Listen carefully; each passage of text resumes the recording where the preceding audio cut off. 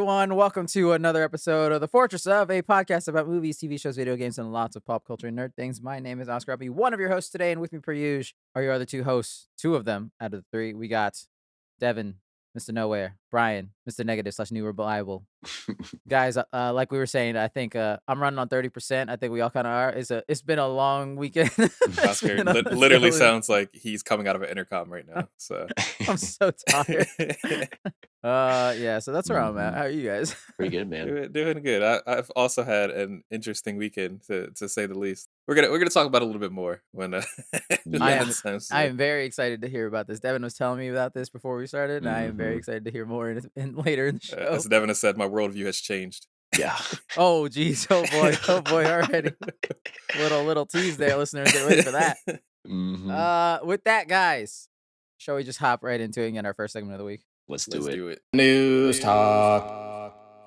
First piece of news. This had to have been on purpose because last week we talked about the new Harry Potter series on not HBO Max anymore. The new Max going to happen at some point.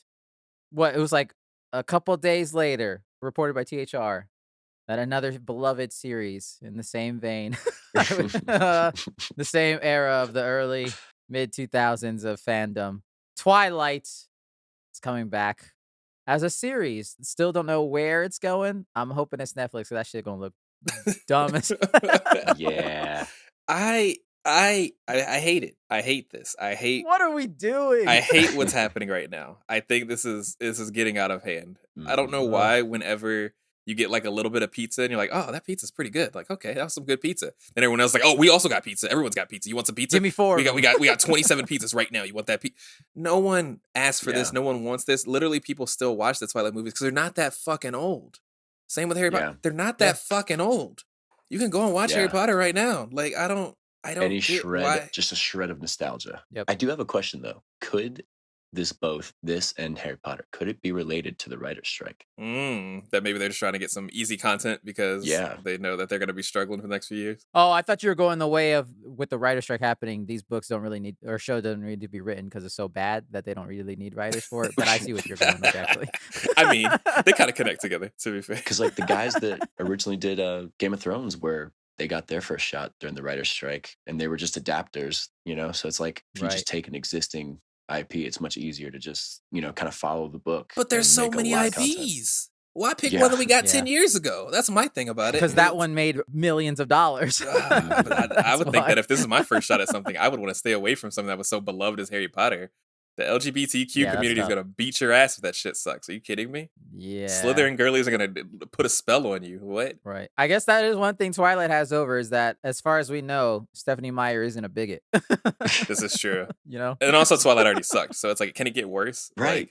We've all seen the baby. We've seen the baby. I was going to ask, do we think this will be better or worse than the movies? Oh man, that's actually a tough question. I don't know. I think... It depends. It Objectively, it'll probably be better. What if this is like HBO budget? What if this like looks incredible? That's what I'm saying. Like objectively, it'll probably be better, but people are still gonna hate it because it's not gonna be what we know. We're not gonna have the stupid baseball scene, right? Or like the crazy weird CGI baby or any of that kind of shit. So I think that's probably gonna ruin it for a lot of people. But I think for what Twilight is, I think how weird the original movies is like good. You know what I mean? Like, it is a creepy thing. Like, I think in the year 2023, like a 123-year-old vampire going after a high school girl is going to be kind of maybe not viewed the same way. But like, weird, bro. But the fact that it was so weird in the movie, when you watch that movie, and it still feels weird to you, then kind of works. Maybe. I don't know. Spoilers for Twilight. Dude fucking ends up with a baby. Doesn't he, or some shit? And the baby is terrifying looking. That's the first thing. That was like one of the first memes. Yo, I remember for that. If that CGI baby isn't better in this new adaptation, I'll quit. No, I wanted to be exactly the same. I wanted to bring the exact same baby. It's the same baby. That monstrosity. It'd be cool if they made the werewolves like more werewolfy. And not just like big Instead wolves. Of just big puppies. Like big dire wolves. Yeah. Hemlock Grove, random show, one of like the first original series on Netflix, has a great werewolf transformation, by the way. Ooh. Shout out to Hemlock Grove. The rest of the show actually fucking sucks. But werewolf transformation is really fucking cool. So maybe they'll do something kind of like that, make it maybe a little bit more realistic, like they've done with the Fresh Prince remake or whatever. Ooh. Maybe they'll do something weird like that. Make it more like, I guess, dark and less funny. Not that the show. I was gonna the say, movie was what's supposed the to be opposite of Twilight? A good movie. But like, yeah, like True Blood and stuff like that. I love True Blood. Part of the True Blood's charm is the fact that it's so fucking corny. That's an HBO show based on vampires. That's true. That was early HBO though, before they realized they could actually make movie level stuff. So that show looks despicable. That's a good point. I could say, I think quality wise maybe better, but like, you know, the culture, like for the culture and like the zeitgeist, its place in the zeitgeist will never top the originals. I don't think. Probably not. It also depends on who they cast. You know. True. It'll be interesting. But what a better way for HBO if they did end up with it. They had both. They did the Harry Potter and Twilight simultaneous. They just did them back to back. All right, we'll see wherever the hell that goes on. The next piece of news, guys. You know where we're headed. It's time to kick it back. Devin, cue it. Let's go. Mom Spaghetti. The trailer. I love it so much. Just heading on down Trailer Park. We're in the Trailer Park, listeners. First trailer of the week. New Fast X trailer. Dude, I'm very hyped for this. I think this is a better trailer than the last one. I think it shows a little more what the hell's going on. I like what I'm seeing. Obviously, I will say I'm biased because as soon as they within the first like 15 seconds of this trailer, they cue up Gasolina. I was like, all right, this is golden. We're good. We're good to go. Favorite, number one, top 10 of all time. Yeah. Put some Daddy Yankee in it. The trailer's good. All right. Why does Jason Momoa got a fat neck? Maybe it's because of his facial hair that they're using in there. I think he just gained weight because I think he was probably like, "Do I need to be shredded as fuck?" It's like, no. I was like, "Fine, I'm not doing it." I think why did it all go to his face? Yeah, I don't know. Yeah, it's interesting, but good for him. Yeah, something about that mixed with the goatee just makes him look funny to me. Yeah, because I didn't realize like how weak, I guess, of a jawline he had. Goofy, dude. Recently. He does look a little pudgy. He looks hella Miami for sure. That's pretty funny. But I'm digging him Momoa in this trailer. He looks like he's just having a ball. Like he looks like he doesn't give a shit, and like he's just being Momoa. He does it, but it works out perfectly. I feel he's my favorite cool guy number 2 in every movie. Yeah. And I guess be cool guy villain number 2. So that's pretty cool. Speaking of having fun, I'm really liking. We only catch a brief glimpse of it. I really like that they're letting John Cena crack jokes. It looks like in this one, he makes like an actual joke. He's with I guess technically his nephew, Dom's son, in a car driving around with their weird Mad Max rocket car mobile thing. But he's like makes a joke, and because that was one of the complaints in that last one that sucks. Is that he was just so damn stoic and serious and boring as hell. Which is so sad because John Cena's funny. He's a funny guy. Like, let him tell jokes. He's low key got good energy when it comes to humor. Exactly. So I'm glad they're pushing more into that a little bit more. Yeah. They're doing a Thor situation with him, a Thor Ragnarok. Right. Yeah, that'd be good. He's got the chops. Brie Larson still looks like the worst thing in this movie. As she tends to be in most movies that she's in. Oh, that's not nice. I'm sorry. That was really Brie Larson agenda's coming out again. That was really mean. That's 2 it's weeks so in funny a row. I used to have That's 2 weeks in a row. I used to have the biggest crush on Brie Larson. I used to think she was the prettiest white woman. You did. It's true. I remember. Then I grew up. No, I think she'll be fine in this. I don't know. Something about. I just want to know who the hell she is. Is she Dom's like stepsister or some shit? Because she white. We still don't know what Vin Diesel is because his brother's John Cena, and yet it's all very confusing. She is someone's daughter.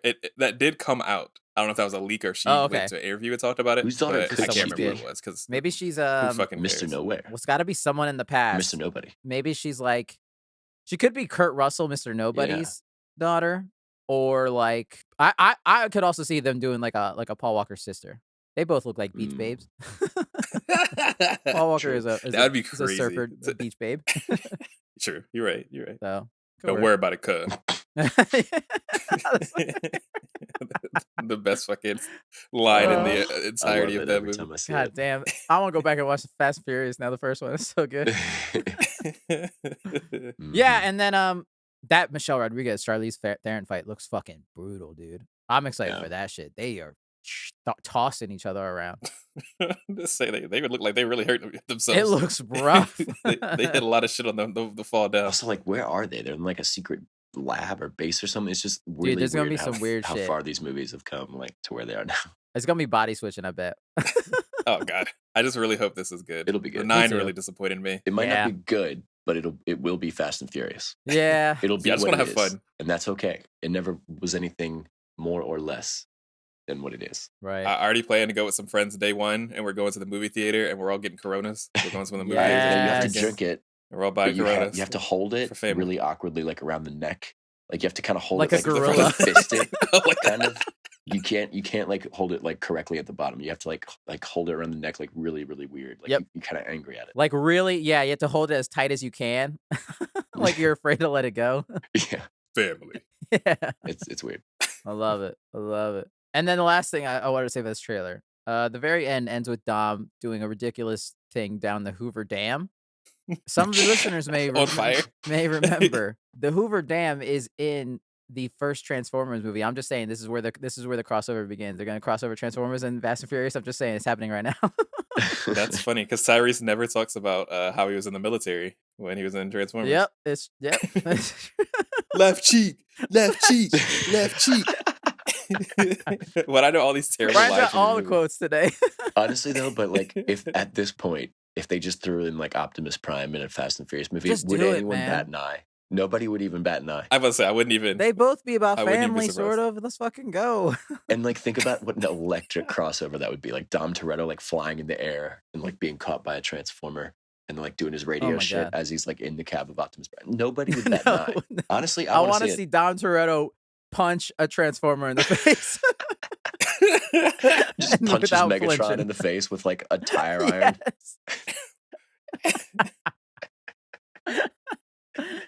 This one's for family. Oh God, I need it. I need it. I'm into it. I'm sold.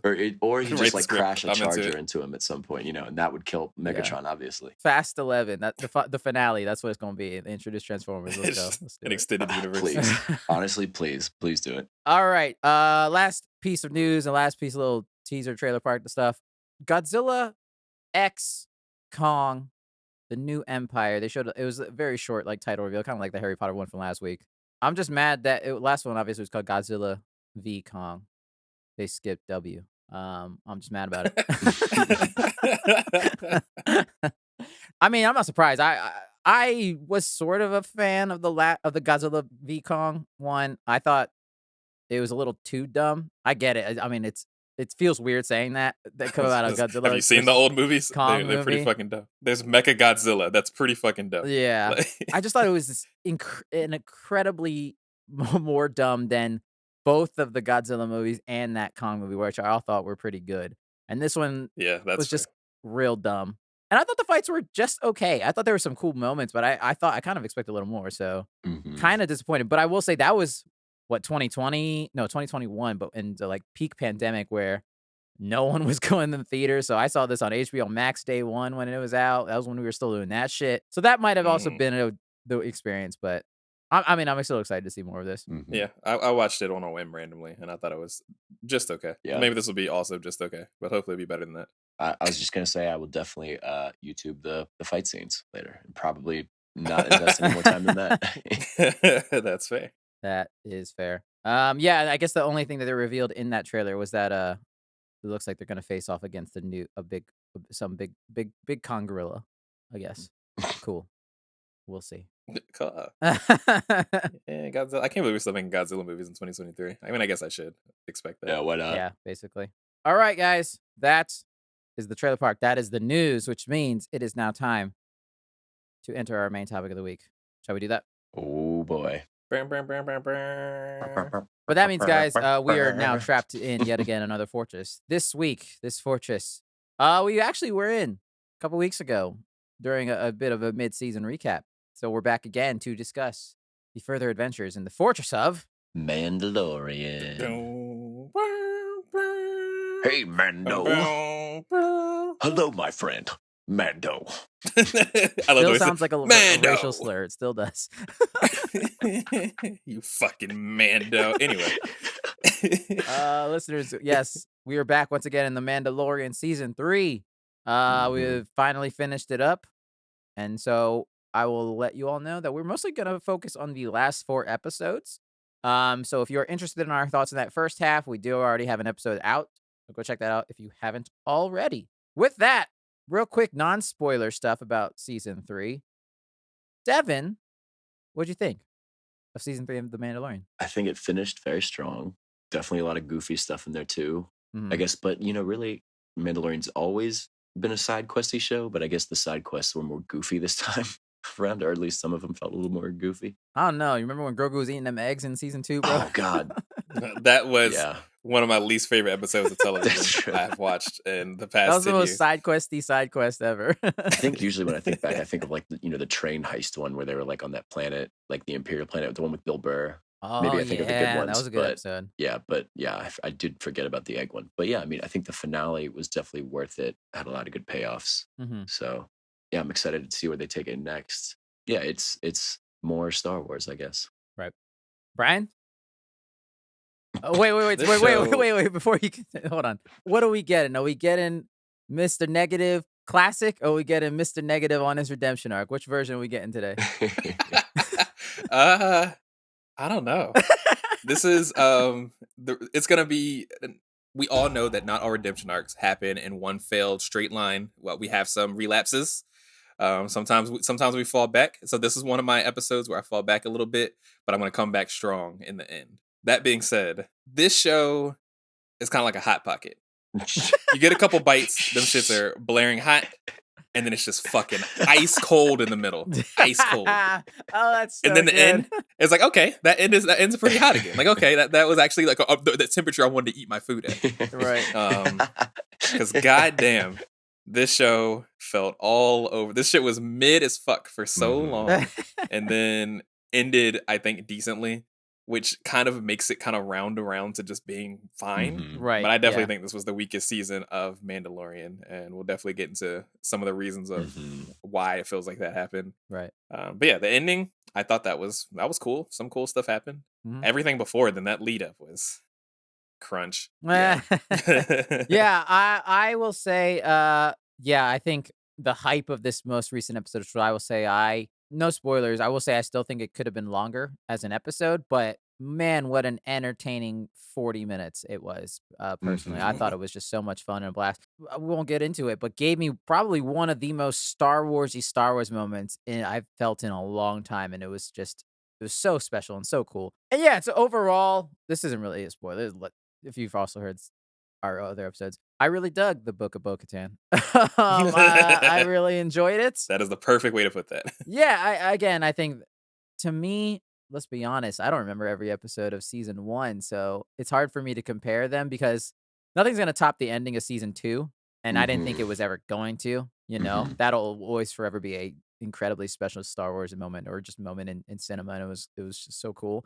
So I wasn't expecting that, and so I definitely think expectations played a part for all of us Yeah. this season in particular, because I bet you if we were to go back and watch season 1 of Mando, we would be like, "Damn, this is where it started." Because now they got all these intricate ass pieces trying to connect shit and everything. It's like, damn. So yeah, again, I definitely think season 2 is stronger, but that finale is real hard. Is the main reason why. And I think 1 and 2 are probably kind of close because I really dug a lot of the lore stuff of Mandalore stuff in this current season. I will agree that there's a lot of like, what the hell are we doing? What's going on? But I think the entertainment, and I will say this show did look great for the most part throughout. Like the effects and stuff, especially like the last 2 episodes. That man, they've really nailed ship battles on these TV shows from like Andor to this. That shit just looks so good to watch. Yeah, it was just entertaining. It didn't really make me think about the world in a different way, but it was just pure Star Wars fun, you know?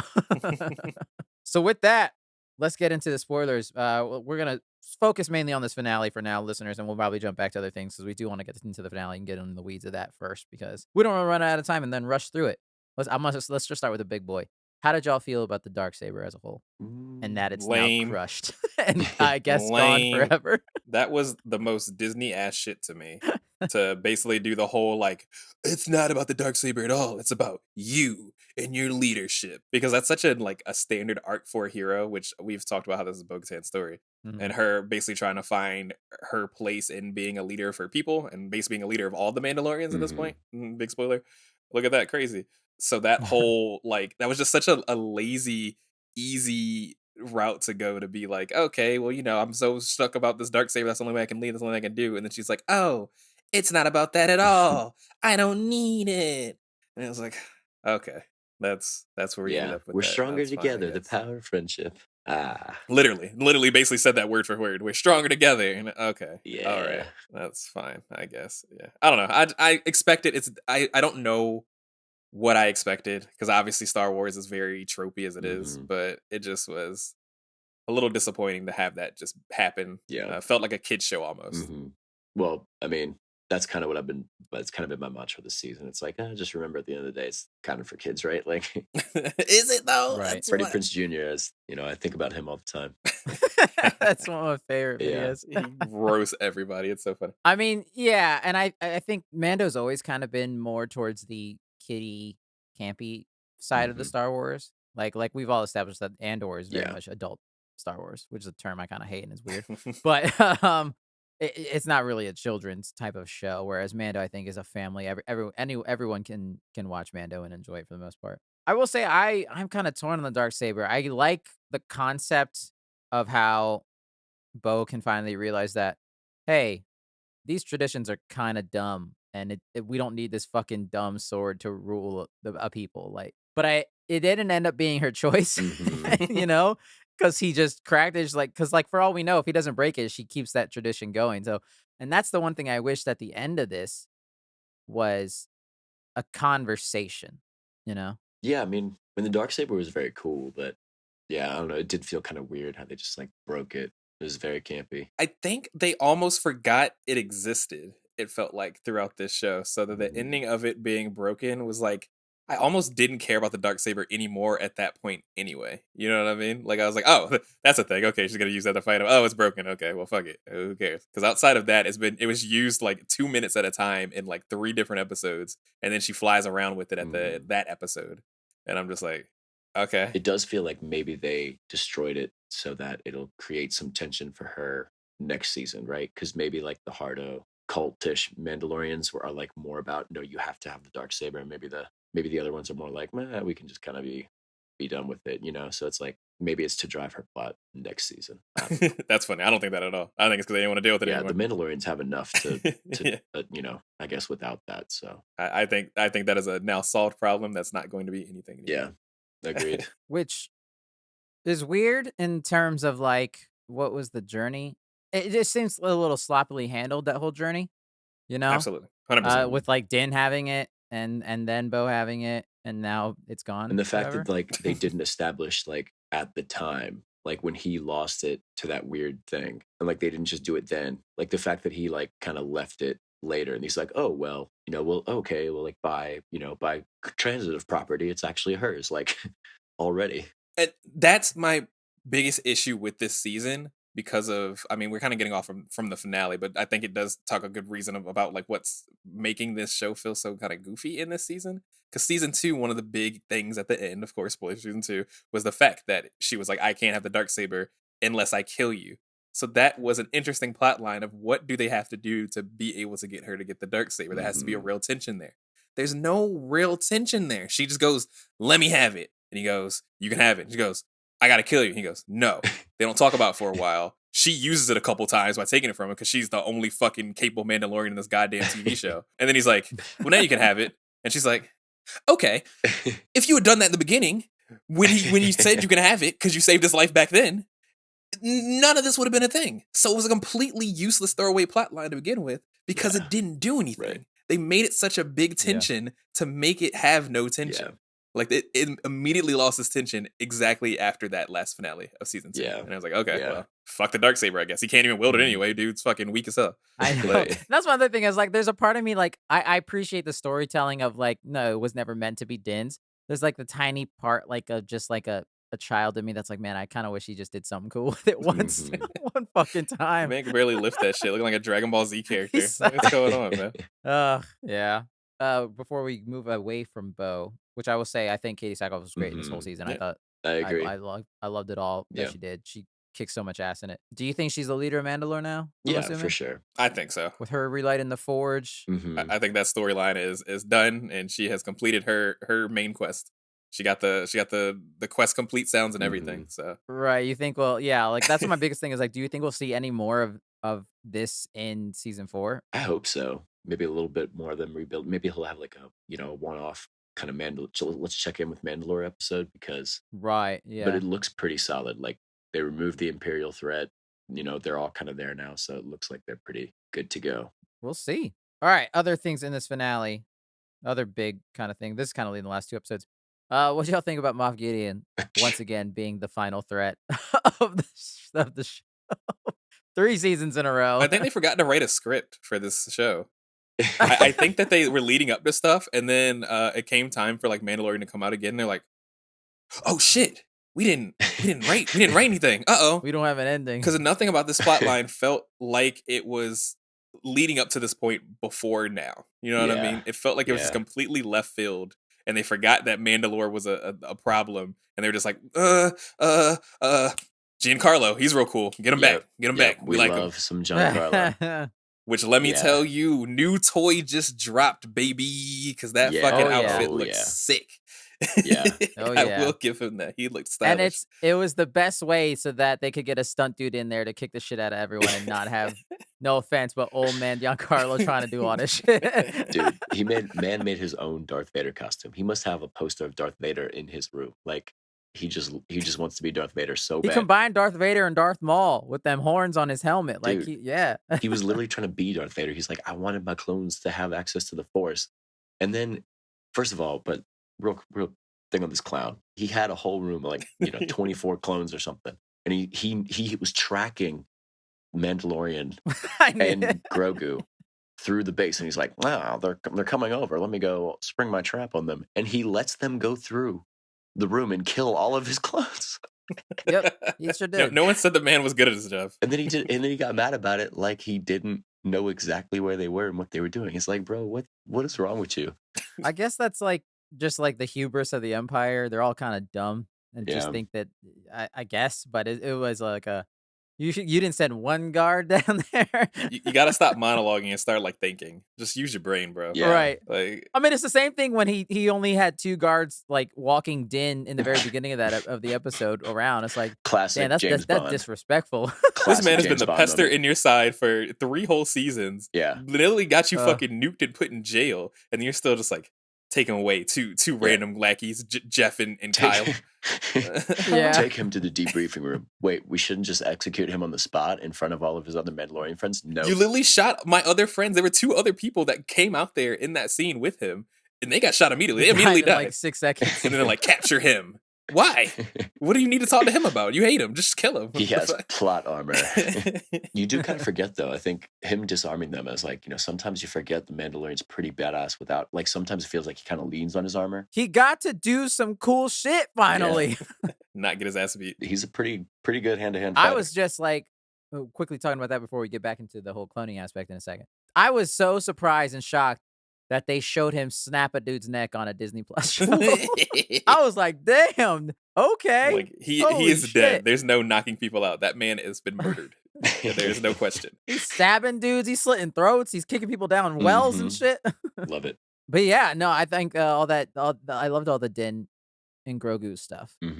Particularly that very reminiscent of the Phantom Menace red laser corridor Obi-Wan Darth Maul Qui-Gon Jinn fight. I was like, okay, I like this. Open the next one.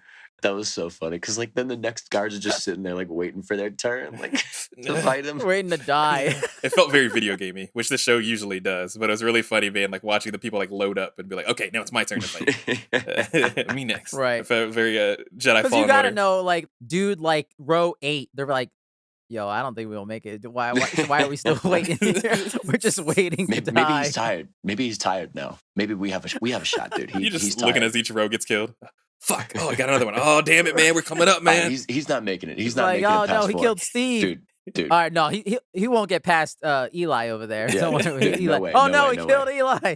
It's like when you're in school and they're like reading round robin, you know you're next up to read, so you're getting real nervous about it. That's how they were. They were like, fuck, man. What do I gotta say? You're done, evildoer. Fuck, that doesn't sound good. That doesn't sound good. Fuck. What do I zoned out. I lost place of my turn. Also, quick note on those commandos. I just love how they're wearing Beskar armor. And then they just all die exactly the same as stormtroopers. Why did the bullets hurt them more? Do. Which I kind of like that idea. The fact that they have Beskar still doesn't really give them an advantage because they're still not very well trained and moronic. But they I think they had one shot of like one of them getting hit twice with like blaster bolts and it didn't kill them. And then just never again did that happen. Like every other shot after that, they're just getting mowed down. They changed their blasters to super shooty, and then they were able to do more damage. The guy with the minigun was just popping them out of the sky like it's nothing. Like, while they also, wearing Beskar armor, tank every single bullet that's ever been shot at them. So it doesn't really make any sense. There's a lot of just like holes that, and I know some of it's just supposed to be, you know, suspension of disbelief, but that's out of control. Right. Like that's literally that was like, unforgivable. Devin brought up the whole with the shield, take one shield down on time. I really want to give a shout out to R5 to the rescue. I love that R5 got some shit to do. My man got his own little boss battle. He had to fight the mousetrap people. That was funny. I like how there's just like 5 surrounding him, and he kicks one literally off the cliff by the end. It looked like it wasn't on purpose. Like it looked like they messed up. And then he just dipped. Yeah. He just dipped out of there. Yep. Never to be seen again. Oh, man. Great work. Good for R5, though. Was he chilling on Mandalore the whole time? Like when Mando left and came back? Or was he always in the Starfighter? I would honestly, like, we'll talk about it later. Mando is a droid racist, so I wouldn't be surprised if he left him there. And then this whole time, he's like, all right, R5, I need you, little buddy. Right. I need you, little buddy. That'll be an abuse. I just can't remember if he left with him. I don't know. I don't remember. They did a wipe cut, so you never know. Like that was just the end of that. Yeah. I just remember being very jarred by that. Like when he was like R5, I was like, oh yeah, that droid was in the show. I was like, wait, did he pick him back up? He just pops out. He's been hiding behind that rock this whole time. That's so sad. I didn't even think about that. I did like how excited he was, though. I think he probably was in the end one. I think. Probably. But who knows? But I don't know. I'm genuinely curious, Devin, because I know how much you have your Last Jedi agenda.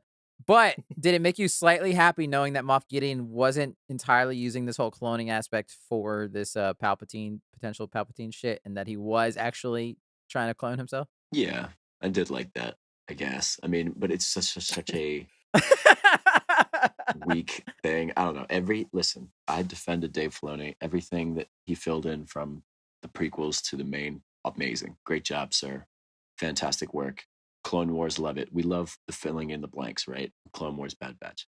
In this show, I will viciously attack anything that you put in the show to give any kind of justice to what they did in the sequels, because they are terrible. So cloning like this is dumb as hell, because it would just change a lot about technically, really, I guess the originals don't really do enough with cloning, considering the potential of it from the prequels. So it does kind of make sense that there'd be some Imperial Lords, you know, or whoever else trying to clone themselves or make another clone army like in the Clone Wars. But it would be kind of interesting to see them like actually use the Force, right? Like if they actually popped out and like could use a little bit. And that's the thing. Yeah, we never knew if it actually worked. Yeah, because that would be like a legit game changer if they could create clones that had the Force. Yeah. So yeah, I mean, it was kind of cool. It's just very lame how they took them all out, because like that's the thing with this show this season. It felt like any danger that they would introduce, they just immediately snuff it out. So like, oh shit, there's like 20, 30 Moff Gideons here. Oh, but they're all dead now, so it's okay. Don't worry about it. This show did a great job of accomplishing absolutely nothing. Right. It like successfully tied up or paid off like loose ends and plot lines from all 3 seasons of like this cloning shit from we've learned from season 1 and all that stuff. But it did it very quickly. Very poorly. We had all these things we had all these plot lines that were going throughout this season, and then like just to really, I guess, solve them like they were nothing, like they never mattered to begin with. So why have them spanned for multiple seasons in the first place? I was just like, well, and that's done anyway. Yeah. Okay. No real danger. Right. Let's get back to Grogu and Mando, the heart of this show. Is it the heart of the show? Well, maybe not this season. I did like the inclusion of the red Praetorian guards in second to last episode and this one. I hated it. Mostly, I just thought it was quite hilarious. There's that shot where obviously Din goes to fight Gideon at first, and Grogu gets separated, which I love. Grogu screaming no with the robot. No. It's my favorite. I love it. And then I love how the 3 fucking guards go after him, and there's one shot where it looks like this guard's about to kill a baby. I'm like, what is going on? What is happening? They straight up hate babies. Maybe they just hate Force users, because like they just like beelined it for him. Like, God, man. There was a really jarring cut in that scene that I remember, and I don't know. I hate that I have friends with people that are in this world and stuff because it makes me really pay more attention to that kind of stuff. But there was a scene where it looks like he was lunging forward, and then I guess they fucked up the scene because then when it cut, he was back to just standing again. One of the red dudes, and I was like, "What the fuck happened there? Did we forget to cut this part? What happened there?" There's another weird cut like that with Gideon later in the episode that I noticed as well, similar, where he pushes, I think, Bo away, and then the next cut's a wider shot, and the push happened again. I was like, "Oh, that was a mistake." They showed the replay. All right. I can never. I will, as dumb as it looks, I will never get tired of watching Grogu run with his little legs when he's running around the top of that little thing in circles my God. as the guards are trying to get him. This is some Wile E. Coyote shit. Nothing will ever beat when they just fucking threw the puppet. When they made him do the force jump in like the 4th episode or something, they just threw him because it was so obvious that it looks like they just had a PA fucking throw him. Oh my God. Oh God. Yeah, he's a hilarious character. Because when he walk, he has to jump. Because when he walks, he goes like 0.0 like negative miles an hour. Like yeah, that's why they gave him the husk of his old friend and got to live inside of his innards and pilot him. He gets a mech. He's a suit. Mech warrior, man. For all of 2 episodes, we get that. As soon as that happened, I was like, fucking transportation upgrade. Yeah, it's literally Crash Bandicoot where you just like get to a level and they give you like a new little thing that you can do. They did that for him. They were just like, oh, yeah. He found the mech warrior. Which, as soon as I saw that, quickly talk about that, I was like, this is worse. That he's gonna get shot in the face. What are we doing And he literally here? can't dodge it. He's a bigger target and a slower one, probably.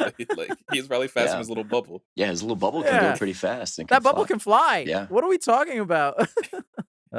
Ridiculous. But I will say I really loved the Din Grogu team up with Grogu just chucking the force at these dudes and throwing their weapons away. I really loved all that shit. I loved that. Every time he just like pulled one away from one of them, they were about to pick it up, and then like Din Djarin would like knee them in the face or something. I was like, ooh, that was fantastic. Which I will say, Devin, you might like this, that this makes Rey and Kylo Ren look like punk bitches from in terms of fighting. Din and a baby took out 3 of them. True. Yeah, they're not great. I mean, maybe these were like the acolytes or something, but they're kind of in the in between stage. But these were new hires. Yeah, but also pretty bad look if you're like this elite guard and you get taken out by an exhausted Mandalorian and a baby. And a baby. I mean, that was another thing. The power divide in this show makes no sense to me because my boy, the big nasty, looked like he's a fucking Halo character. Look like he's from Halo Reach, with the super repeater shooter. My man got washed. My man got washed by those 3 dudes, and then Din, who we've seen honestly get his ass beat in more episodes than every time.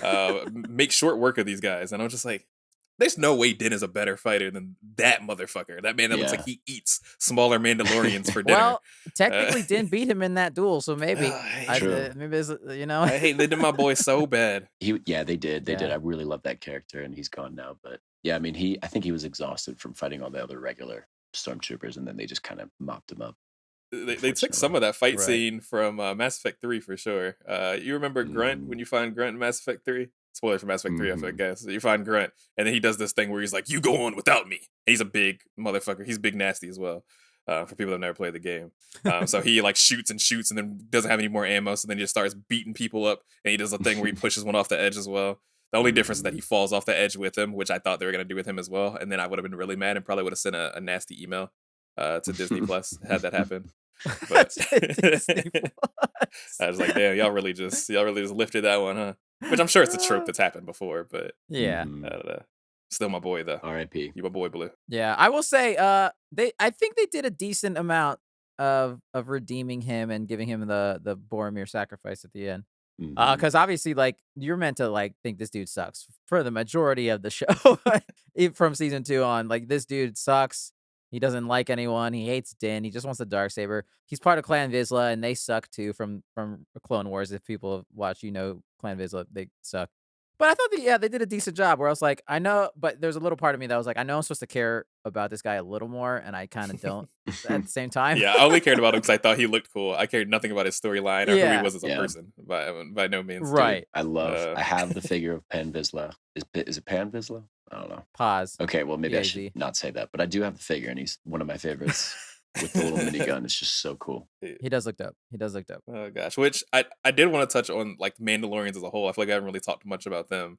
I'm gonna do something that I never thought I was going to do. I am Uh-oh. going to talk about the Halo TV show in a positive light. Oh, wow. Maybe I don't understand enough about Mandalorian lore to kind of understand what's happening here, but why does it feel like all the Mandalorians, and I know, I mean, the Mandalorians have to be good because that they were supposed to be hired to, kill whole Jedi, even though they both died embarrassingly sad deaths in the main series movies. Well, one doesn't. He Right. crawls out of it some fucking how. Why do they all seem like they suck except for Bo-Katan? No one is really very good at fighting. Nope. In the Mandalorian world. Even the ones that like had like more fighting experience than the ones that, were on the island not taking off their helmets and eating separately. Like, why do the Mandalorians suck so bad when they're literally a fighting race? Like, I don't know. It's a rough situation for them. I mean, it's just like just like compare them to the Halo series and the way when the Spartans come in, and that's how Mandalorian is supposed to be. Like the whole part of the Mandalorian is like you don't really see them. When you do, they're taking contracts as mercenaries, doing that kind of work because they're scaring people. So when you see a Mandalorian, you're usually like in fear because you're like, oh shit, they fucking came. So shit is real. Right. And then they come in there and get their fucking ass beat. Like 8 of them just die, and it's just like we hired these motherfuckers. Yeah. That dude just got hired yesterday as a stormtrooper. He already killed 3 of you, mother. What is happening here? We're in Halo. Like I think they did a good job of when the Spartans came down. You knew shit got real, and they showed it really well, being like, okay, they fuck shit up. Like we know they fuck shit up when they come. They are elite. Didn't get that with the Mandalorians. I don't know. Not feel. I feel like the only reason you get it in pieces. Like we were saying, like Din gets to kick ass and show it, but like most of the time we talked about. He's just bumbling around. It's like all luck, Mr. Magoo. Like if he had a body cam and I saw how he handled the mission that I put him out to do and I paid him money for, I'm not giving him the money. He does not get his cut because what the fuck was that? What did you just do there? But Bo-Katan is awesome. Bo-Katan was always kicking ass. I feel like she hardly ever struggled, which I thought was amazing.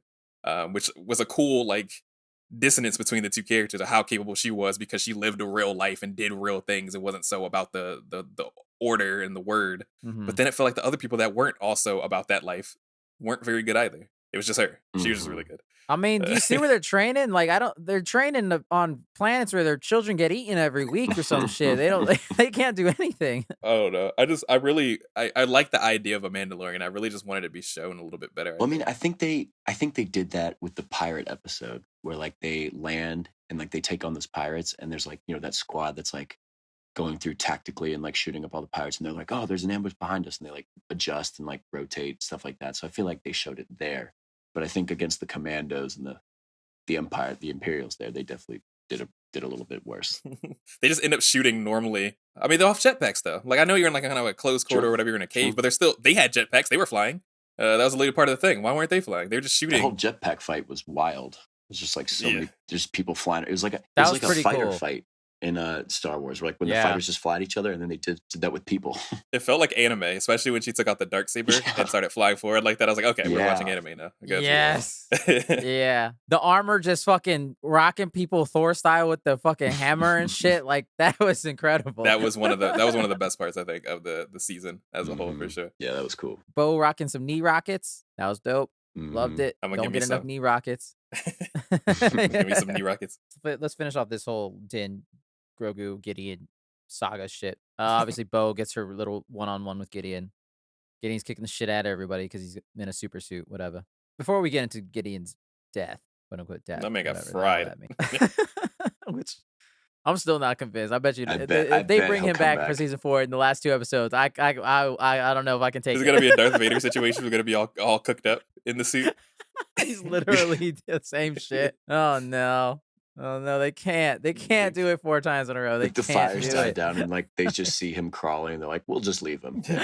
I hate you. We won't He grabs the remnants of the Darksaber, even though it's all crushed. I mean, for people that watch Breaking Bad, you know that never mind.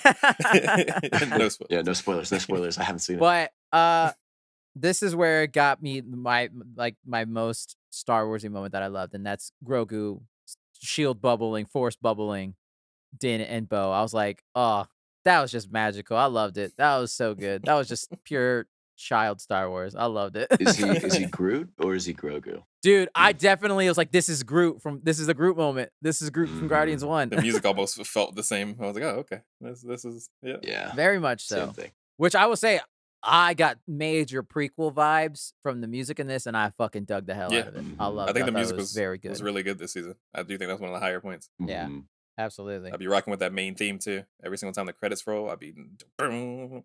Yeah, that shit hits. Yeah, and the concept art, it's great. Pretty cool. It's great. It's good. Yeah. A lot of cool wallpaper moments in this. And then so they win. Axe, who we haven't really talked about, but okay, I gotta mention one thing. They gotta figure out how much fuel these jetpacks got. Because every other time they're like, we don't have enough fuel. This motherfucker flew to space. He went all the way to fucking space. What are we doing? Yeah, and they can, I guess we established that they can like be in open space with those helmets, like those very flimsy helmets that they wear. Like they put a little noise in there that sounds like it's sealed, but whatever. Or maybe it's because like the fleet was like in high atmosphere, not like space. Like the fleet was kind of like just above the clouds, I guess. But like either way, he was jetpacking for a long time to get there. He needed to die. I'm just gonna say. You think so? I think he needed to die. I think that he was too unlikable to stay alive. So he had to make an ultimate sacrifice to show that he changed his ways. And they like let it that way. And then they just did. Like then he just jetpacks out of the bridge. Which I mean, I guess it would be goofy if he didn't, because it's like, I can get out of here now. I've done what I need to do. Yeah. But he definitely was like, I'm gonna go down with my ship. Psych. Fuck it out of here. I also love that they had a ship, like a capital ship, instead of like being like, hey, we could probably fight all these fighters. Like, no, let's just like we can't fight. We just gotta like lose. And then they immediately get there. And then he's like telling Bo, like he's like radioing Bo, like, get everybody out of there. I'm gonna go crash the ship. And I had like anxiety. I'm coming in. And Bo Katan never told a soul that he was coming. They all just flew out of there. Like I was waiting for her to be like, evacuate. Never did. She's like, nah, I'm too busy fighting Moff Gideon. And bro just crashed the ship. Like he didn't know if anybody was in there or not. Nope. That was big Tyrese Fast and Furious energy for sure. He was on his own side quest. Doing his like, own it's thing. my only choice. Like you have many other choices. Oh, that was funny. Yeah, obviously Gideon, dead or not, whatever. He's seemingly dead, gone. And then we got a shit ton of just epilogue-y stuff that very quickly paced. Ending with Din and Grogu living peacefully on their own little farm in Navarro, which watching this, I was like, kind of like the ending of season 2. This could also just be the end of the show. I wouldn't be surprised if this could have very much been an ending of the whole season. I wish it was. Yeah. Because they'll definitely bring it back, but it would be a nice. They even did like the cut, like they zoomed in on Grogu and then like a little bit, like that was pretty climactic. I think you said something that was really, really good in the beginning when you said that this was the book of Bo-Katan. And I think in a world where they had understood that, this would be. I think that we've overstayed our welcome with Din and Grogu. I think that him going to the academy with Luke and learning and training, I think that would have been a great in pause, whatever, to their storyline at that point. And then I think the book of Boba Fett shows about him, and then the book of Bo-Katan shows about her. I think that would have been a much more interesting look at it, because it almost felt like they almost felt like I don't know, crutch isn't the word I'm looking for. It almost felt like a liability that they had to be in the show, in this season of the show. Because like they were almost like taking away from the better moments of Bo-Katan's rise. Like you can show him as like a background character and stuff like this. Like, oh, you know, he can have a little bit of side quests to do, whatever. But like they almost had a struggle trying to figure out who they wanted to be the main character of this season. And I think a lot of that is just like they were trying to do too much, but then they didn't. Maybe it wasn't even that they were trying to do too much. They just wrote it in a weird way that didn't focus on the right things at the right times. Like we had a lot of like weird filler that could have been used to make much more deeper connections with some of these characters, much more deeper connections with some of these tensions. I was expecting some sort of civil tension between these two. Like that was just resolved so quickly.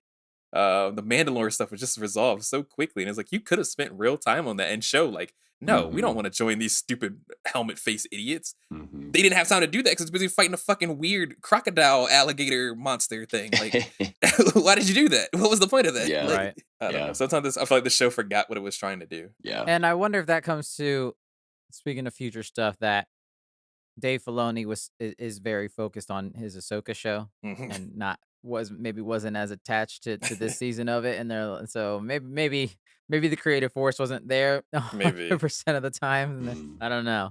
I don't know. Yeah, because there's something feeling weird with pacing for me this entire time. I was like, I don't know what they're trying to get to. Like, we all thought that the big thing that was supposed to really lead up to was a Thrawn reveal of some sort. I told you it wasn't gonna happen. Yeah, maybe like an Avengers level thing where we see like Thanos for the same time. You know what I mean? That's what I was kind of expecting. So to not even get like a back of a head, I feel like was really a disservice to what they were trying to lead up to. That was one of the things I forgot about because Moff Gideon showed the fuck up again, and I was like, huh? Like, oh right, we're supposed to be caring about the blue guy because Moff Gideon says it once, and even the people on the show were like almost making a jest at that. We're like, what the fuck are you talking about? No one knows about this random idiot, you dumb nerd. Like they made a joke at him for even bringing up Thrawn, like the TV show. I make fun of the TV show for even bringing up Thrawn because there's no reason to. Yeah, it's true. Yeah, I don't know. Oh, we'll give them props. They didn't show Pedro's face at all this season. Thank God. And I do wonder how much The Last of Us has to do with that. I think that now we're going back to Halo again. I gotta talk about it. I think that this show does an amazing job of showing that you still have a character with plenty of life without having to take his goddamn helmet off all the time. I think that a lot of the Mandalorians vibes are the same as Master Chief's. So I don't know why they think that they couldn't do that and have it work out, because it's obviously working right now. They're making a 4-season show on it so far. What are y'all doing out there? Right. Wonder if he got paid less. Because they didn't show his face? Yeah. Because he wasn't in the suit? But at this point, maybe it's just like, I gotta go do some work for Last of Us. So, just I'm Pedro Pascal, just pay me what I want. My man has had so much work over the past year and change. I'm sure he wasn't mad about maybe spending less time on the set. Yeah. How many of you guys are surprised the armor wasn't evil? Oh, you thought the armor? Because I definitely had suspicions throughout this season where I was like, I get weird vibes from you. Would have been great to learn more about her, but instead she just had a bunch of sentences and then said, "Hey, I like you guys," and that was it. But kind of to Brian's point, I think they could have done more there with Bo-Katan versus the armorer. Who's the true leader of the Mandalorians? Could have done it that way, but she just kind of very quickly just kind of ceded that to Bo-Katan. So I want to know. She's such an interesting character. She has the coolest fucking outfit. Yeah. Maybe that'll be the next season. Maybe it'll be Book of the Armorer. Yeah, Mandalorian doesn't want the good guys to be mad at each other. Yeah. That's mostly the finale, listeners. Let's quickly, if you guys have any thoughts on anything, shout out to Zeb from Rebels making a live action appearance. I thought the CG looked pretty good in the episode 5, the pirate. Very cool. Pirates versus Mandos, we already talked about it a bit. I thought that was a decent action sequence. I thought that was a lot of fun. One of the more entertaining set pieces in the season. Super side quest, though. Yeah, very much so. I did like the idea that they took the pirate thing very literally, and that the pirate king was very much had his own Smee from Peter Pan, Captain Hook style. He even looked. I was like, wow, Disney. All right, okay. They got it going in. Okay, for it. Yeah. A lot of their aliens this season have gotten a little on the nose. From what I feel like I've noticed from normal Star Wars, that they've gotten some more creative liberty, I guess. All right, let's talk about cameos. One thing, shout out to Skinny Pete from Breaking Bad. Speaking of Breaking Bad, Skinny Pete's in this fucking show boy. for some reason. I saw him, I was like, is that fucking Skinny Pete? What the fuck? He is a funny looking man. And let's talk about the big cameos. The ones that blew the world up very quickly, and that is Jack Black and Lizzo. I'm on the side where I understand it, everyone's hate on it. I thought Jack Black was fine in the terms I was like, I can tell that he's kind of acting, where there are times where Lizzo, no offense to Lizzo, great artist, musician, she was not an actor. She was delivering those lines about as well as Beyonce was. She shot out an email. I was like, I want to hold the puppet. She did what she could. Yeah. I had that in when I saw that, I was like, is that Lizzo? I had a question for a few minutes. I was trying to figure out. I was like, yeah, I think that is. Honestly though, Jack Black could show up in any situation, anywhere, and you probably would never question it. But I don't know. I thought Lizzo was solid, but I thought it was Jack Black. You just don't even bat an eye. She was hit or miss mostly. I would totally see this. I mean, this show has done it so many times with a lot of people that it's okay, whatever. It's obviously a Disney thing of being we'll guess who we had come by the booth. Okay, we get it. You got a lot of money and a lot of famous people. But I thought it was fine. I didn't think it was necessary. I think that episode was whatever. I love that Jack Black was an ex-criminal, basically. I know, right? That's pretty funny. He's reformed. Yeah. Right? A lot of that this season. Also, shout out to, what's his name? Christopher Lloyd in that episode. Christopher Lloyd, yes. Yeah. Who I will all say, great in everything. He's just good in everything. He was great in this. He gets a fucking Count Dooku mention in there. I was like, okay, Christopher Lloyd gets to mention Count Dooku. That was kind of cool that they brought it all the way back to that. Like, but yeah, I mean, I knew as soon as he was on screen, I was like, you don't just bring in Christopher Lloyd to be a random guy in the office. He's definitely the bad guy. Like, saw that twist a mile away. Right. Yeah, absolutely. I will say that episode kind of made me want to see a Din Bo buddy cop movie, detective movie, some type of shit. I like them being detectives. We're going to do it my way now. Devin brought it up, or at least in our notes. We got to talk about Din being a droid racist. Yeah. Well, just like, bro. I mean, here's the question. And I don't know. I kind of want to do this with Alex at some point as well. But droids in Star Wars, are they people or are they not? They're not people, but they have feelings. But like, we kill them when it's convenient, but they're also can be like our best friends. Like if BB-8 slaves, man. died, or like if R2-D2 died, are we just gonna laugh that off? Because like we establish here that droids have a culture enough to a point where they have their own bar, and they have like libations that they like get a little not drunk, but whatever they get something cool from drinking something, right? Yeah. And they just murder one in cold blood for running away. Like they're all just sitting there doing their job. And then the one that you kick that just doesn't want to get kicked, we murder him for that? That's okay. Listen. It was real bad. It was really bad. The morality is all over the place. It's inconsistent. It's been inconsistent through every single Star Wars like property. And we need to address this. Yeah, I think Devin makes a huge point. I forgot completely about the whole episode where they're like, we would like to fix this because we don't want to die. And I was like, huh? Yeah. What the fuck? They're like, we've been reprogrammed and we just want to help because if not, humans are going to take our jobs. I was like, oh my God, why are we getting this deep into this? Because then there's other times where it's like, who gives a shit about droids? So it's like, you can't have it. You gotta, what are we talking about here? On the other side of the spectrum, their good friend, what is his name? IG-11 or whatever, gets blown to bits. They remake him. He gets blown to bits again. They remake him, let a little child sit in the husk of his body and be a fucking control him. And then you resurrect him a fourth time? What are you doing to your friend? Because he dies again. What are you doing to your friend? You don't like that motherfucker if you do that to him. If I died right now and my cat took my body over and started controlling it, you would be fucking terrified. You would think that's the scariest thing on earth. Why is that okay? Oh my God. Right. Brian, we go visit you and your cat's in your chest and we'll freak out. No. Oh my God. It's just an inconsistency. Like we kill them for comic relief a lot. Like the droids in Clone Wars and like those goofy droids, like the battle droids, kill them left and right, no problem. I don't know, man. There's an inconsistency at the heart of how we view droids in Star Wars, and it's not okay. If I knew R2-D2 at the end of the long day goes and gets his little drink on at the pub, I would definitely suddenly not want to hurt him anymore. Him and C-3PO, man, they'd be chilling in the droid bar. Yeah, I bet you there's droid strip clubs, dude. They got droid casinos. I bet you they do all kinds of shit. I hate it. That makes me really sad. That whole episode was basically iRobot. Yeah. Yeah. Find out why Very the much droids are so. going crazy. Yeah, Din's got some trauma. He got to go to therapy about this droid shit. You got to work some shit. Because you're right. It is just flat out racism. He's just a racist. He's a droid racist. One time a droid cut me off, funny. I want to now kill them all. Like, that's racism. But like the way that Star Wars treats droids in general to us, okay, as viewers, is definitely racist adjacent. Like it's close. Yeah. I was talking to Devin about that off air, where it's like, it's one of those things that isn't racist, but it feels racist. It's wrong. It just feels right. Feels a little wrong. Feels a little wrong sometimes. It doesn't feel right all the time. I'll say that. Because at best they're usually slaves. Like right. Yeah. Like sometimes a droid dies, you're like, I feel kind of morally conflicted by that. But then it's like, it was funny, right? Okay.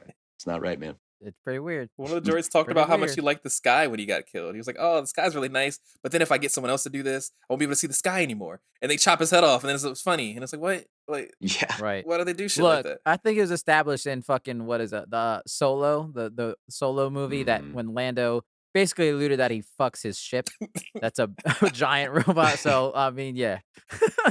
It always comes full circle. Yeah. Can we fuck it? I'm on the abolitionist team for the droids, all right? Let's Gotta treat droids better. Free the in Star droids. Wars, yeah. Free the droids. I'm here with it. I think I'm there with you for sure, Devin. Mm-hmm. My last little fun things that I loved that Grogu gets knighted. I thought that was another video game moment. He's just collecting achievements. He first he's a Jedi, he's Mandalorian. Now he's a knight of this Jack Black Lizzo guard or some shit. It's like when you play Skyrim and you just get all the endings.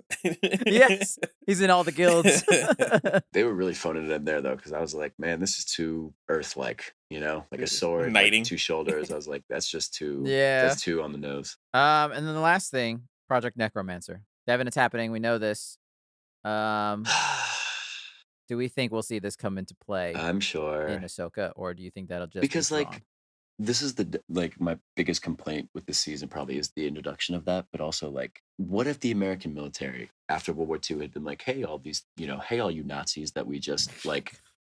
Oh my God. Let's put you all together and make you work for us, but we'll put you together and let you hang out and have privacy and stuff like that together. Yeah, Homegirl's still alive and out there. Why would you put all the Imperials together? It makes no sense. I just Andor was so good at showing how these governments work, and if this is how the New Republic does it, and their bureaucracy is ass, they send people that need therapy. They send a droid, a dumb version of a droid, doesn't have enough empathy, and then they put Imperials with each other, and then they waste their talents and whatever, and just make them foment rebellion again.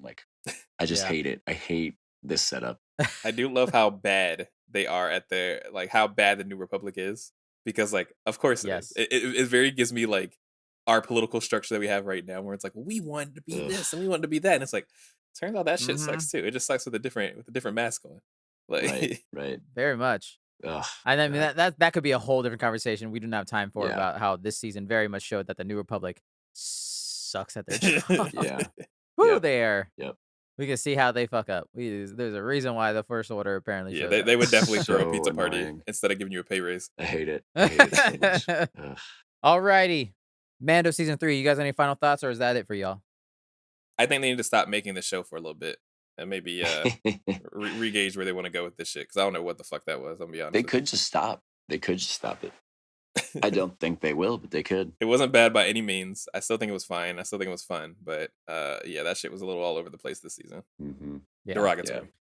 I'm hoping Ahsoka is a little tighter and a little more focused on what it's doing, but just as entertaining, because I will say the very entertaining moments of this show, even if the whole overarching story was just kind of all over the place. Yeah. All right, listeners, that's it for Mando season 3. We'll be back. Probably talk more Star Wars when Ahsoka eventually ends. Guys, shall we now move on to our final segment of the week? Oh boy, Oscar. Which we like to call Free for All, title pending. This is a little segment, listeners, where we can kind of do whatever we want, talk about life, recommend something. But it sounds like this week we're gonna throw it to Brian, because I gotta know what's going on. So I had an interesting weekend this weekend. I was helping a buddy, a good friend, with an estate sale. His grandmother had passed away, and they were selling her house, so they wanted to do a little yard sale to get some of the stuff out there, help with cleanup, stuff like that. I'm really worried where this is going. Oh yeah, because it started very somber. I have seen a new version of man that I have never seen before in my life when it comes to. Oh, no. I'm not a big yard sale thrift girly. That's not really my jam. I don't like sifting through shit. It's kind of boring to me. People are very serious about this. So all that happened was he put up a couple posters around the neighborhood, and then also put one in the local antique shop. When I tell you that estate sale, yard sale people are literal psychopaths. These people are the craziest people I have ever met. I was talking to Devin a little bit off air about some of the things that happened. We had a woman buy the toilet paper that was on the roll of the bathroom. She bought the toilet paper. Oscar, she bought it. She asked how much for the toilet paper. What is wrong with these people? People are crazy. Holy One woman shit. went and took the food out of the pantry. Some of it was open. Some of it was probably 20 years old. She just took it, and she asked, and I'm like, ma'am, I don't think you want that. She says, no, I would like it.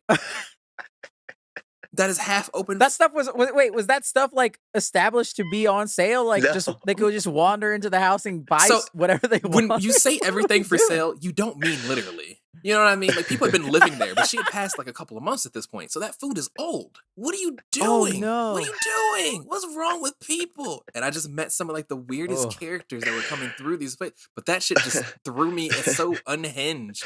At one point, a woman found like a gift bag, an unopened gift bag that looked fairly old. Like, it'd probably been there for some years, like lotions and shampoos and stuff.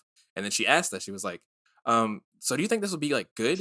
And we were like, probably not. It's probably too old. It's probably expired. She's like, no, I mean like to like gift to somebody. No, I don't think so. Like, it's like, it might actually be poisonous at this point. Like, it might actually be, you might have made poison. She's like, I think it'd be good. And then there was this one gentleman. We'll call this man Cancer Man. So this man has cancer. You know how do I know he has cancer? He told me. 4 separate times, he told me that he had cancer during our conversation. We had a long-ass conversation. He just wandered in. I'm not even sure man drove. I think he just spawned in. Man just popped in and just, hello, I have cancer. This man slinks in and just starts talking to me about how he has all these Pokemon cards that he just doesn't want to deal with. And we're like, oh yeah, we could buy those from you. And he just like is, no, I'm not selling them. Oh, okay. Do you need help going through them? No, I just don't feel like dealing with it. All right, man, cool. Oh yeah, by the way, I have cancer. I've been lying to my 15-year-old son about it. I haven't told him I have 6 months to live. Apparently, this man has had 6 months to live for the past 3 years. According to another person has told me this information. And didn't they Wait, didn't they warn you he was what? coming? They're like, oh, watch Yes. out, this is the cancer guy. It's like he comes to every estate sale. He comes to every estate sale, and I guess he just spawns in. Homeboy just hot dropped from fucking, I don't know, Twisted Towers. What the fuck? And I'm like, sir, I have a feeling you probably haven't been keeping a very good secret from your son, because I just met you, and you've already told me 4 times that you have cancer. Yeah. So I have a hard time believing you wouldn't tell literally every soul that you've ever come in contact with that you have cancer. Oh my gosh. I don't think that man has Wow. cancer. But to be part of the story, he randomly walked in and joined this conversation when we were talking about this poisonous lotion that this woman was trying to purchase to gift to someone else. He was like, well, I do that all the time. I use like the old lotion and shampoo and stuff, and it's never hurt me. Sir, it literally has hurt. No, he said, and I've never had any problem. Sir, you literally have cancer. Allegedly. Oh no. You probably got cancer from using that lotion that you were talking about didn't hurt you. What the fuck are you talking about? Like, what's going on here? Shit was so weird. Like, people were fighting over the weirdest stuff. And Oscar, why did people ask for like family? Someone asked me for both the family photos and also the home videos. What do you want with someone else's family's photos? You gotta report them. And someone, it's one of those things where it's like, I want to know, like I want to ask, but I'm afraid of the answer that I'm going to receive if I do ask somebody. Because what do you want with someone else's home videos? That is a crime in the making. That is terrifying. It's because they can't replace them. I totally understand wanting maybe the picture frame. Why do you want the picture of these white people that aren't your family? I don't understand. Make it make sense. They're psychopaths, all of them. Can I have this open can of SpaghettiOs that's in the back of the fridge? One lady came and brought her dog. The dog was not a service dog. It was just a random ass dog. Old lady, crippled, barely walking. And was like, can I take my dog in there? She's allowed in Home Depot and Lowe's. She's real good. As she was saying that, the dog was shitting. The dog was shitting while she was saying that. Just freely just shitting. And I mean, it's kind of cluttered in here. I don't know if you want to bring the dog. I'm going to bring my dog. Okay, so she brought the dog in. Whatever. Brought the fucking dog in. So she meanders around for a little bit of time. Then she comes back outside and then sees some plants. Once again, we did say everything was for sale. She was like, how much for those? They're not planted plants. This is some wildflower growing in the yard. They're like she's planted just like, in the yard. She's like, I want that. I don't really know how to give that to you, ma'am. It is in the ground. I don't know what to tell you. And it's just like, I think I can get it. She goes into the shed, not her shed, the shed of this house, finds a shovel, digs up the plant, takes it for $2. $2 is yours. Fuck it. Oh my God. Fuck it. I don't know how to tell you. Like, you went through the effort to actually shovel it out. You deserve it. You went through the work. Shit. I don't know what to say. Did she take the shovel too, or just the plant? Did she take the shovel? No, she laid the shovel down. Can I have the shutters? How about one piece of siding? Oh, one man said he wanted to take. There was like a swing set out there, dry rotted. Thing is probably 30 years old, fucking destroyed, demolished. He's like, I want the swing set, but I only want the swing. And he was like, I'm gonna come back around. I'm gonna bring some cutters to cut down the swing. I'm gonna come back. First of all, the entire thing is dry rotted. You don't want the wood, you don't want the swing, you don't want anything. But to only take the swing part, what the hell are you doing with that? This is some bargain bin hoarders type shit, bro. What the It's fuck? some of the most psychopathic shit I've ever seen before in my life. I'm telling you. Oh my goodness. This is a That's so scary. a YouTube skit, just a gold YouTube skit, just waiting to happen, like, or an SNL or something. I mean, Jesus Christ. When I went into this, I was expecting us to like get rid of the furniture, like the silverware, normal things. Maybe someone might buy the refrigerator, stuff like that, whatever. I wasn't expecting people to find a briefcase full of all of your birthday cards and want those that say, hey grandma, happy birthday, love you, grandson. What are you doing with that card? You're not grandma. Wait, did he sell them to them? Did he give those to them? I sold a few. I let the homegirl have a few of them because I saw them scattered all over the place and she took some.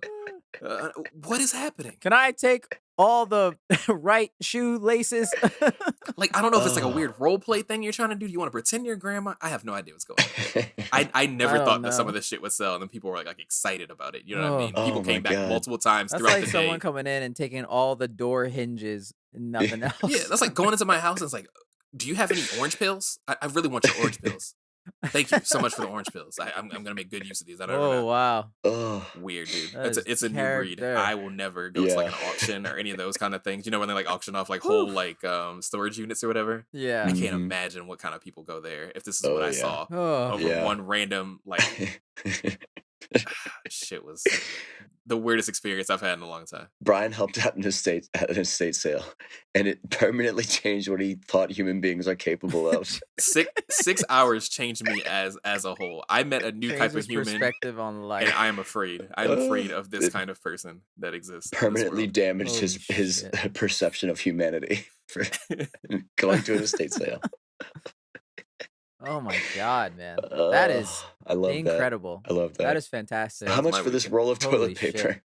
I was flabbergasted. I just love the brand. I was confused because she didn't even say like the toilet paper. She was just like, "How much for that?" And I was like, "For what now? For that the toilet paper." I can't say it's not for sale because I mean, I have questions. I would have been like, what about these old $20? towels? They're still wet from A lady took the dryer sheets. She bought the dryer. Just go to the store.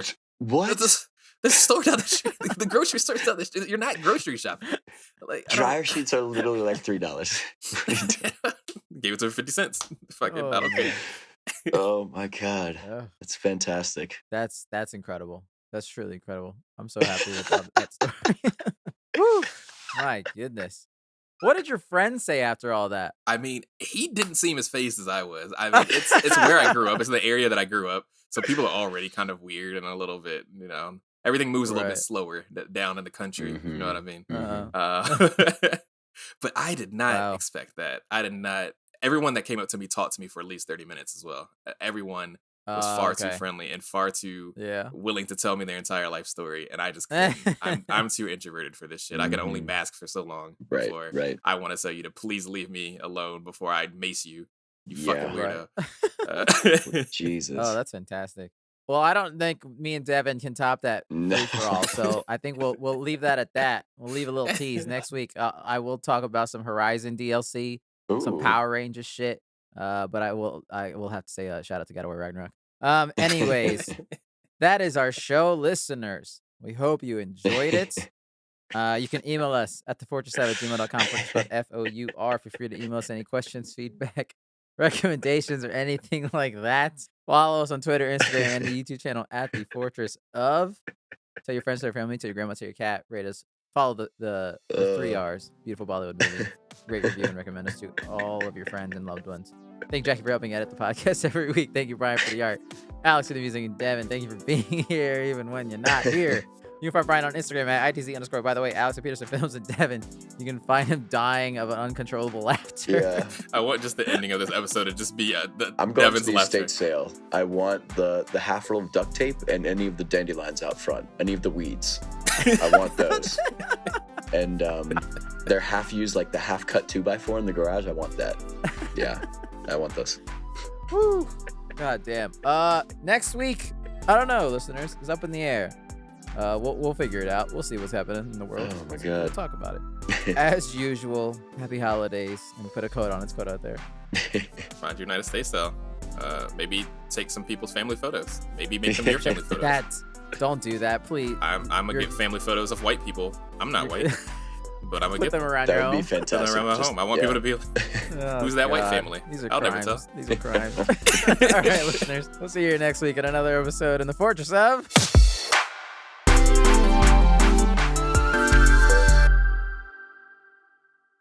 I have all of their VHS tapes too.